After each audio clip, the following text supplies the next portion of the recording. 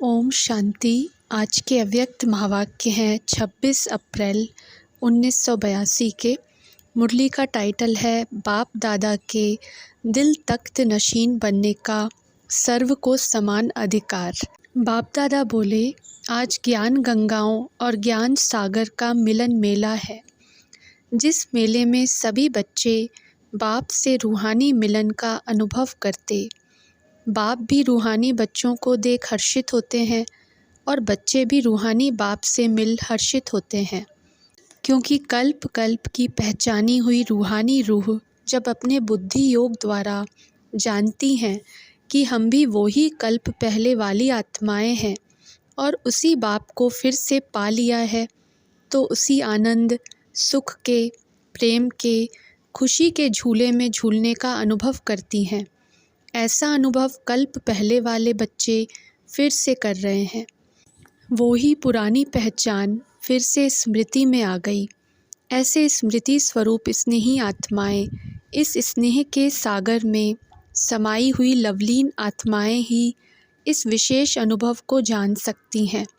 स्नेही आत्माएं तो सभी बच्चे हो, स्नेह के शुद्ध संबंध से यहाँ तक पहुँचे हो, फिर भी स्नेह में भी नंबरवार हैं। कोई स्नेह में समाई हुई आत्माएं हैं और कोई मिलन मनाने के अनुभव को यथाशक्ति अनुभव करने वाले हैं, और कोई इस रूहानी मिलन मेले के आनंद को समझने वाले, समझने के प्रयत्न में लगे हुए हैं। फिर भी सभी को कहेंगे स्नेही आत्माएं। स्नेह के संबंध के आधार पर आगे बढ़ते हुए समाये हुए स्वरूप तक भी पहुंच जाएंगे। समझना समाप्त हो समाने का अनुभव हो ही जाएगा, क्योंकि समाने वाली आत्माएं समान आत्माएं हैं। तो समान बनना अर्थात स्नेह में समा जाना। तो अपने आप को स्वयं ही जान सकते हो कि कहाँ तक बाप समान बने हैं। बाप का संकल्प क्या है, उसी संकल्प समान मुझ लवलीन आत्मा का संकल्प है। ऐसे वाणी, कर्म, सेवा, संबंध सब में बाप समान बने हैं। वह अभी तक महान अंतर है, वह थोड़ा सा अंतर है। अंतर समाप्त होना ही मन मनाभव का महामंत्र है। इस महामंत्र को हर संकल्प और सेकंड में स्वरूप में लाना, इसी को ही समान और समाई हुई आत्मा कहा जाता है। बेहद का बाप बेहद का संकल्प रखने वाला है कि सर्व बच्चे बाप समान बने। ऐसे नहीं कि मैं गुरु बनूं और यह शिष्य बने। नहीं, बाप समान बन, बाप के दिल तख्त नशीन बने। यहाँ कोई गद्दी नशीन नहीं बनना है। वह तो एक दो बनेंगे, लेकिन बेहद का बाप बेहद के दिल तख्त नशीन बनाते हैं, जो सर्व बच्चे अधिकारी बन सकते हैं। सभी को एक ही जैसा गोल्डन चांस है, चाहे आदि में आने वाले हैं, चाहे मध्य में व अभी आने वाले हैं। सभी को पूरा अधिकार है समान बनने का, अर्थात दिल तख्त नशीन बनने का। ऐसे नहीं कि पीछे वाले आगे नहीं जा सकते हैं, कोई भी आगे जा सकता है, क्योंकि यह बेहद की प्रॉपर्टी है। इसलिए ऐसा नहीं कि पहले वालों ने ले लिया तो समाप्त हो गई। इतनी अखुट प्रॉपर्टी है, जो अब के बाद और भी लेने चाहें तो ले सकते हैं, लेकिन अधिकार लेने वाले के ऊपर है, क्योंकि अधिकार लेने के साथ साथ अधीनता के संस्कार को छोड़ना पड़ता है। कुछ भी नहीं, सिर्फ अधीनता है।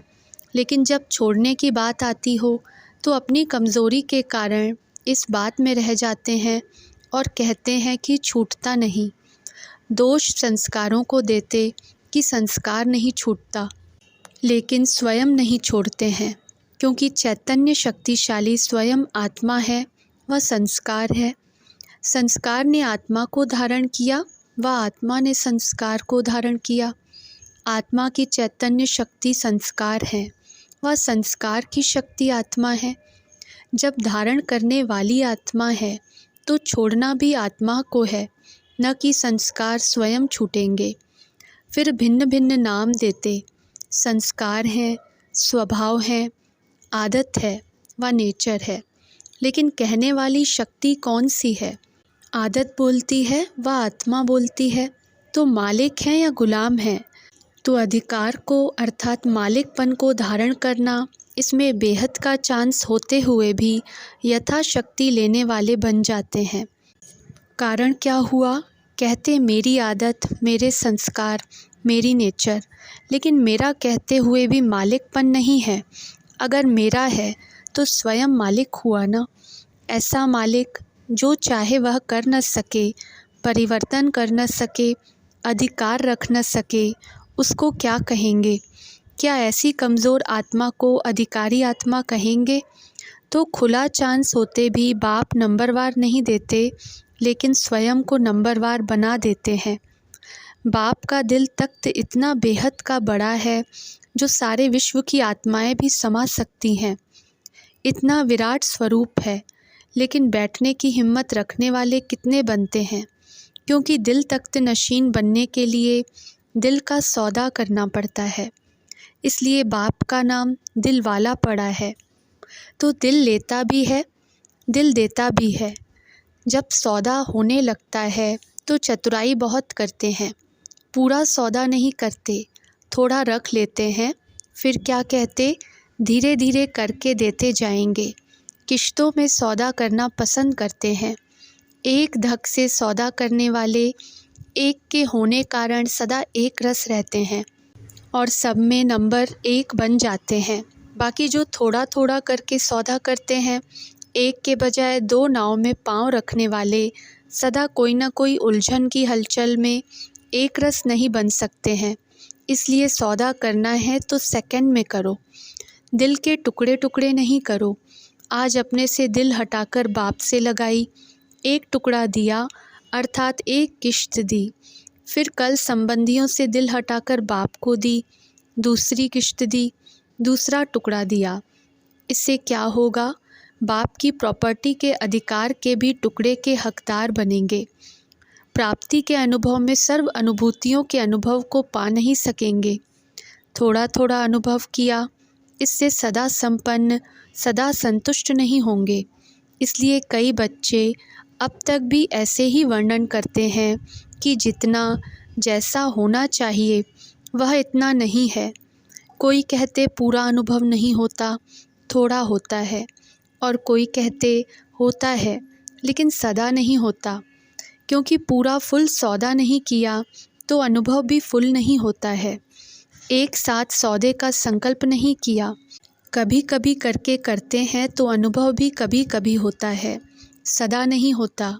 वैसे तो सौदा है कितना श्रेष्ठ प्राप्ति वाला, भटकी हुई दिल देना और दिलाराम बाप के दिल तख्त पर आराम से अधिकार पाना।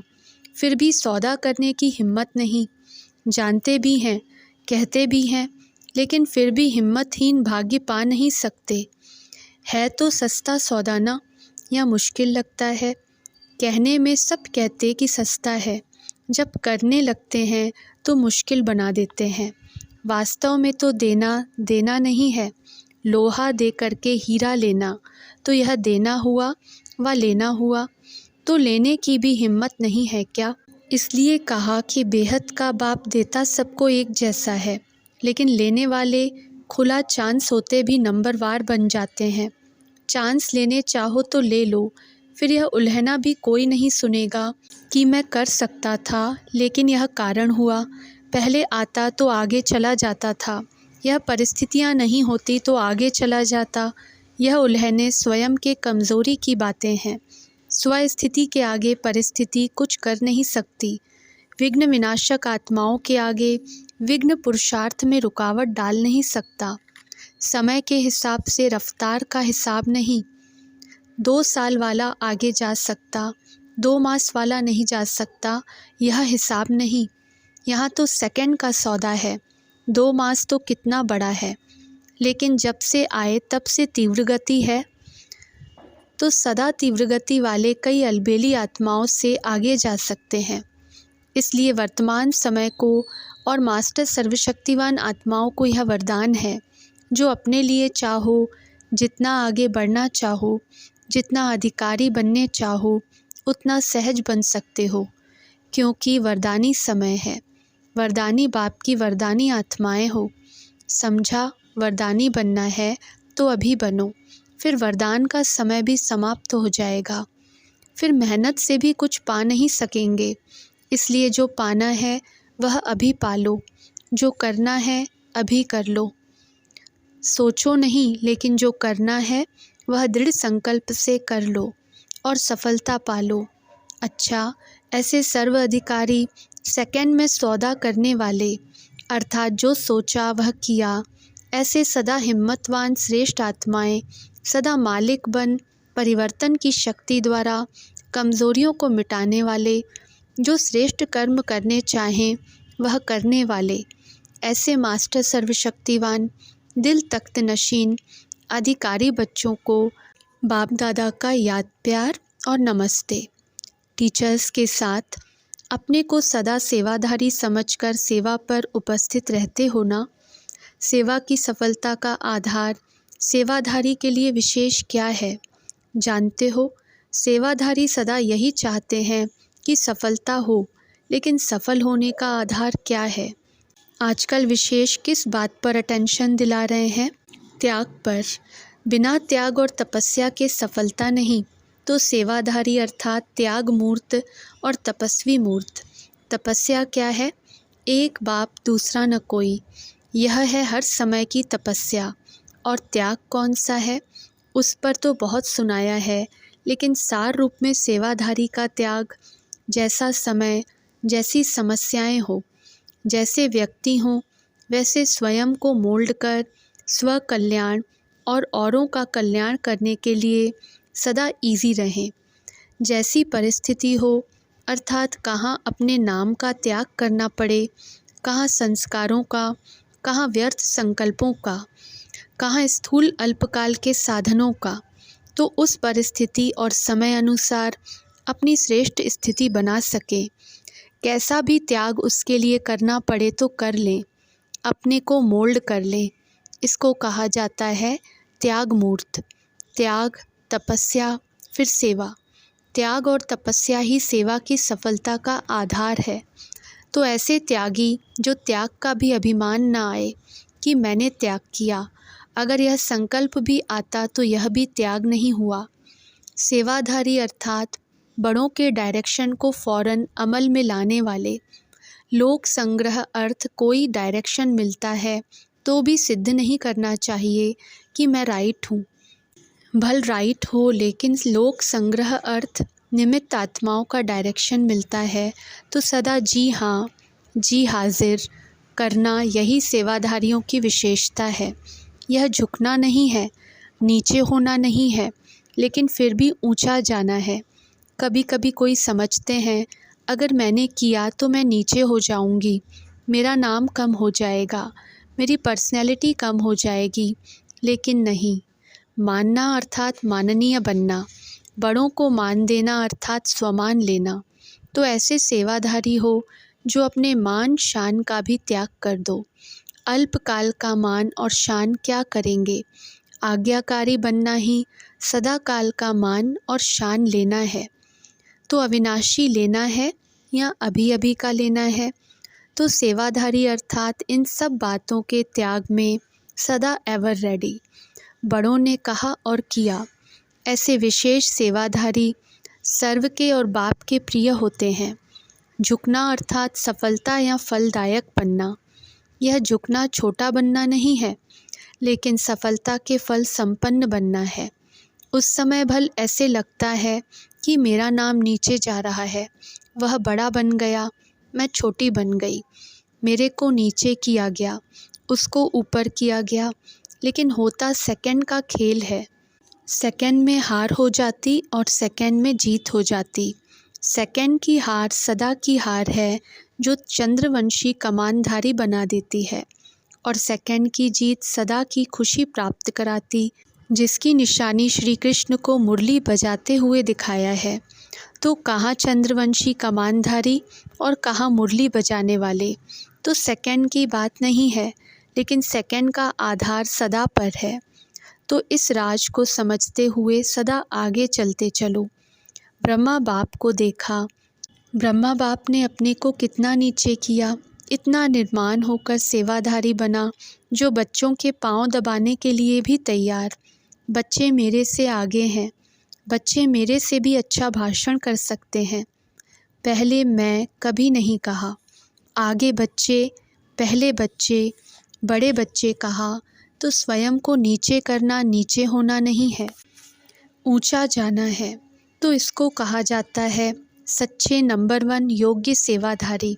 लक्ष्य तो सभी का ऐसा ही है ना। गुजरात से बहुत सेवाधारी निकले हैं, लेकिन गुजरात की नदियाँ गुजरात में ही बह रही हैं। गुजरात कल्याणकारी नहीं, विश्व कल्याणकारी बनो। सदा एवर रेडी रहो। आज कोई भी डायरेक्शन मिले, बोलो हाँ जी। क्या होगा, कैसे होगा, ट्रस्टी को क्या, कैसे का क्या सोचना। अपनी ऑफ़र सदा करो तो सदा उपराम रहेंगे। लगाव झुकाव से किनारा हो जाएगा। आज यहाँ हैं, कल कहाँ भी चले जाएं तो उपराम हो जाएंगे। अगर समझते यहाँ ही रहना है तो फिर थोड़ा बनाना है, बनना है, यह रहेगा। आज यहाँ कल वहाँ। पंछी हैं आज एक डाल पर, कल दूसरी डाल पर, तो स्थिति उपराम रहेगी। तो मन की स्थिति सदा उपराम चाहिए।